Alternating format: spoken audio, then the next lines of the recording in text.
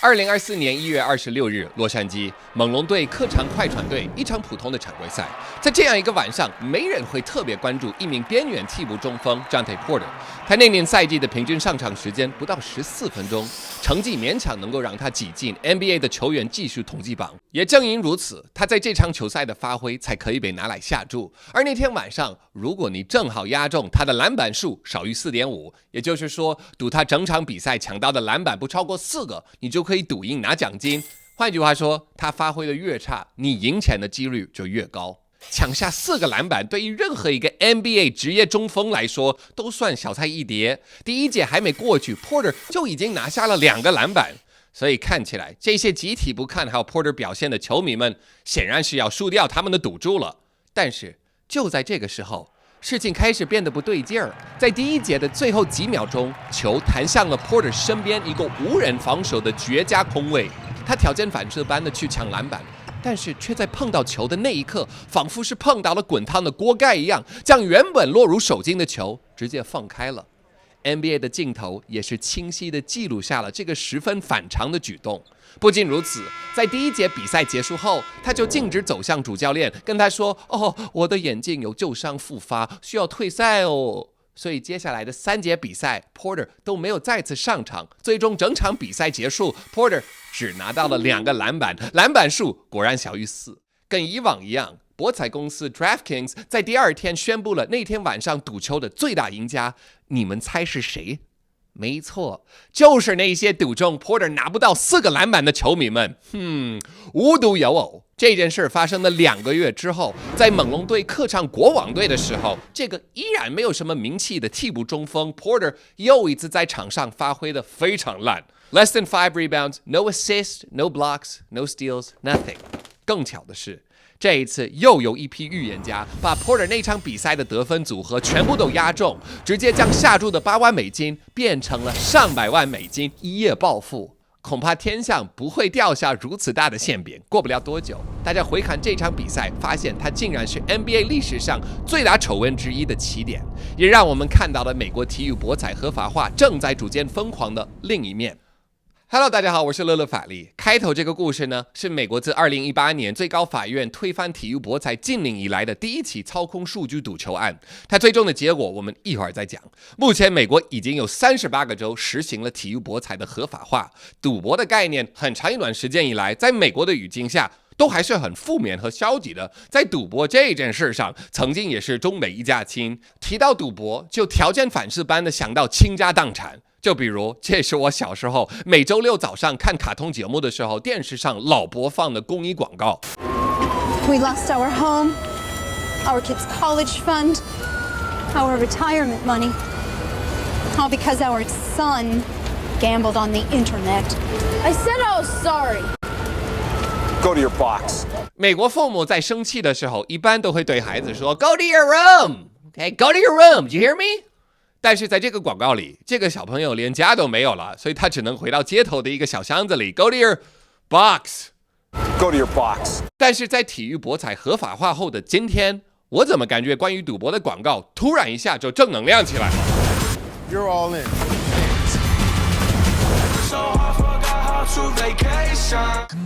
Oh, look, wait a minute, there's my $200. 哇，这些代言人都玩得这么开心，而且他们显然都是人生赢家。看来赌博也未必会倾家荡产，或许这个概念已经过时了。That was fast. 但现实是，美国人在2023年一共赌输了2460亿美元。我靠！这一笔巨款如果平摊一下，就相当于每个成年美国人都各自输掉了1000多块美元。这么一想，那些原本欢天喜地的广告都显得像一个渣男，为了骗你上床，什么套路都不惜用上，甚至连 Kevin Hart 都成为了套路的一环。他是2024年美国收入最高的脱口秀演员，他的个人风格呢，就是家庭友好。他讲的段子能让一大家子从老到少都有共鸣，这样一个让美国家庭信任的脱口秀演员，自然就成为了体育博彩公司想要潜移默化改变市场，让大众对于赌博改观的首选代言人。Hey Grandpa, it's our favorite comedian, Kevin Hart. He says gambling's totally okay now. Oh shit, I lost everything that we had about 20 years ago. But you know, if Kevin Hart says it's good, then Let's give it a shot. Oh, I remember that. You mean like when I used to live in a box, right? I think I remember that a little bit. I used to like live with a few rats. Yeah, but those were good rats. They treated you right, all right? They taught you to be a polite man, you know, up until we got pretty hungry and we had to eat them. Oh yeah, I remember eating them. They tasted actually pretty good. Yeah, why was that? Well, that's because we use lao gan ma. I don't know if you've ever had it, but it can even make rats taste good. So, yeah. 哦，如果你不看脱口秀没关系，他们还有 Post Malone 或者 LeBron James。OK, I get it. 你不看脱口秀，不听嘻哈，也不怎么看球，只是个喜欢宅在家里的普通人。但只要你有一部手机，有网络，只需要动一动手指，你也可以加入这场赌球狂欢 Party。You know what to do. 你没有听错，哪怕你像我爸爸不懂球，却以为自己特别懂，所以一直在赌输。这些赌球 App 还会温馨送你赌1送1的机会，甚至免费给你一些筹码，让你继续下注。还用各种手机推送信息提醒你 ，Hey buddy, it's been a while. You know it's the NBA Finals, right? Come on, this is the perfect chance to turn your luck around. We'll even give you $5 back if you lose. Come on, come on, come on. 是时候该用赌球给无聊的生活增加点特技了吧，哈哈！但是如果你真的有点小运气，甚至小技术，就比如最近有一个来自芝加哥的爸爸，在赌球 App BetMGM 的投注让他赢得了40万美金，直接赚到了女儿的大学学费。但是当他再次打开那个赌球 App 的时候，发现他开场前所有的投注都变成灰色的了。I looked at my BetMGM app and I noticed that it looked weird, like all of the bets were grayed out. 这是怎么回事？ They'd been canceled just minutes before tip-off, as if he never gambled at all. 这甚至都不是第一次博彩公司以不明所以的明显错误为由作废赢得了大额奖金的投注。同样的事情也在2年前发生过，当时那个人明明赢得了21万美金，但投注也因为同样的理由而被作废。They said because of their mistake, they could do whatever they wanted to. So, to summarize, these gambling companies, they not only encourage bad gamblers to continue losing money, like my dad or, you know, the kid that lives in a box or his dad, they also restrict winners from winning. Okay, that's kind of fucked up. 虽然在我一直以来的政治主张里，我最坚定的一点就是选择自由。只要不伤害他人，你有权按照自己想要的方式生活。你如果想用自己辛辛苦苦赚来的钱去赌博，那你应该拥有这个权利，这应该是你的自由。但是，不论你是否支持体育博彩合法化，这种广告和宣传方式显然有点问题吧 ？I mean, come on. They make it seem almost like it's a harmless little game that you can just play on your phone. Woohoo! 他们只展现赌博可能带来的快乐和虚假繁荣，却选择性的不给观众展示它更可能带来的严重后果。Go to your box. Yeah, go back to your box. Pretty good callback, right? I mean, look at the warning for these Taiwan beer ads. Like, sure, the font is kind of ugly, but you can see it clear as day.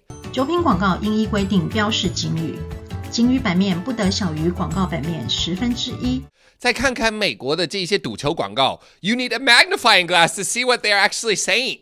在这样的环境下，赌球的人虽然是在行使自由意志的参与赌博，但是博彩公司也是在利用大数据推送和信息轰炸对球迷们进行一种心理操控。当然，这种淡化风险只强调好处的套路，美国资本家也不是第一次用了。上世纪40、60年代，香烟广告无孔不入，不仅遍布大街小巷，连医院、大学甚至儿童节目中都能看到烟的影子。那些年间，因为这些广告的传播，以及这些广告中传达出来的对于吸烟的浪漫化叙事，比如男人抽烟就是成熟有地位，可以在海边吸引美女；女人抽烟也是有魅力和性感的象征。如果你来到70年代以前的美国，你会发现身边几乎一半的人都在抽烟。我爸爸现在还会吐槽，那个时候居然可以在飞机上抽烟。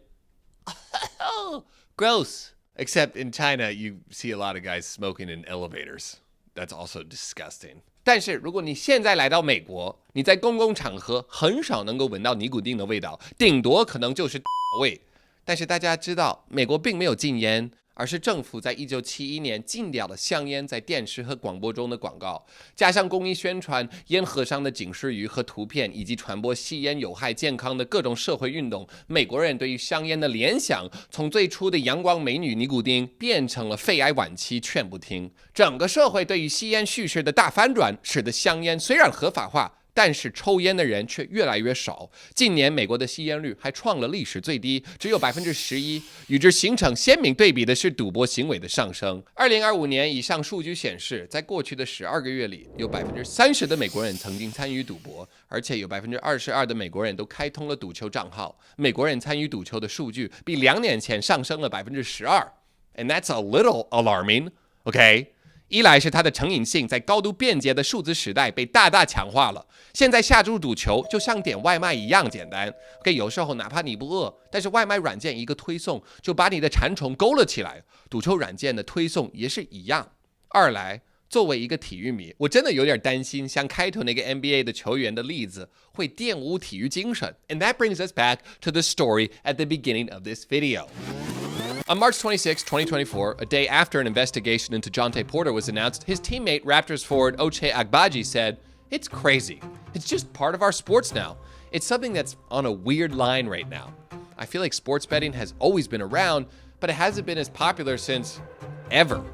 So it's becoming more popular, and obviously you're going to have stuff like this. And it's unfortunate,But stuff like this is going to happen, especially when stuff is so close, like sports betting and gambling, and the sport itself is being crossed. You see it everywhere. Guess what? He was right. Since then, Miami Heat guard Terry Rozier is currently under investigation by federal authorities for a possible connection to an illegal sports betting operation. And sure, if he's convicted, then he'll join Jontay Porter as another player banned for life from NBA basketball.但是这样就能够保证 NBA 乃至北美体育最珍贵的公平竞争不会受污染吗？我不知道，感觉有点治标不治本的样子。而且说实话，我为了这支影片所做的研究，都让我更加确定，这个不仅不是最后一例，反而很可能是一场无法避免的风暴中的第一滴雨。那么说到这里，就不得不问，对于社会和个人来说，具有一定风险性或者成瘾性的事物，需要大政府一刀切的来管理吗？就比如法律层面的禁止，但是即使在法律不允许赌球的时候，依然有很多、非常多地下赌场。而合法化的理由之一，也是为了让政府接管这些黑色产业，让法律去进行有效且尽可能公正的约束、管理和监督。那么既然如此，政府管理的这根线又应该画在哪里？我相信美国政府会逐渐开始对于赌球的广告宣传进行一定的约束。You know what to do. Maybe.就像当年的香烟广告一样。Here you discover how good smoke. Probably. They probably will, right? Anyway, 这一次为了这支影片所做的研究，其实也让我更加深刻地意识到，很多时候比法律更具有影响力的是一个社会的集体叙事。我最开始之所以想要聊这个话题，也是因为看了范杰的这一期节目。那他就是抽，然后线上赌博，他好像会赌运动，他会一直开着电视在看那个 sport， 然后晚上就是去 bar， 反正整天都没有太一个很重点的事情在做，听起来真的很废。可是那是他的 vacation 嘛，对不对？我一开始就会这样想。对啊。那当这件事情已经维持到第2个月，我就觉得，在听到这段之前，我都还是坚定的站在 Peggy 这一边，一起讨伐他这个渣男的前任。但是听到这里，我突然觉得，我这位老乡好像挺冤的，人家不过是想享受和朋友在一起的气氛嘛，看球的时候赌个球再正常不过了，何况是在度假期间，不至于为这个而生气吧。And in that moment I realized, I was like, wait a second, I've already internalized gambling as like a normal activity that you do with your boys at the bar. And even like 2 years ago, I definitely would not have thought that way. 看来我不知不觉间也受到了叙事的影响。And that's crazy. I feel like my mind was Trojan horsed by these gambling companies. So, 我们应该怎么办？两半。毕竟我是个住在父母家地下室的 loser. 但是 what should we do? 在《人类简史》这本书中，作者提到人与其他动物最大的区别就是我们拥有虚构故事的能力。人类靠着叙事能力创建了金钱的概念、国家的概念、法律的概念、宗教的概念，也借此发动战争、制造种族仇恨等等等等。可以说，人类社会的运转都基于我们对于这些叙事的认同。拥有叙事的能力，意味着拥有影响认知、塑造共识，乃至改变世界的力量。包括我在内的美国人对于赌博态度的转变，很明显的体现了，在美国，拥有改变叙事权的通常是大公司和资本家。这就不得不说，小粉红的都怪资本。也不全无道理。而在中国，这个角色换成了我们伟大的党。这个社会中的任何一只话筒都要传播他们的价值观和叙事。中国社会如今的仇美或者仇日、武统台湾等等言论和态度，都是政府叙事在发挥作用的体现。如果哪一天中国政府突然想打造中日友好，或者中美和谐，甚至台湾 do whatever you want because it doesn't have anything to do with us, just you do you. All right, enjoy life. 与其立个法，都不如拍几个对口型的抖音短视频，转换一下叙事。那么中国社会的情绪就将随之而转。看到了没？还是要蹭厉害果的热点。谢谢大家的观看，我是乐乐法力。如果大家喜欢这一类的影片，请通过点赞、留言、转发、分享的方式来告诉我。我们下期再见 ，Peace。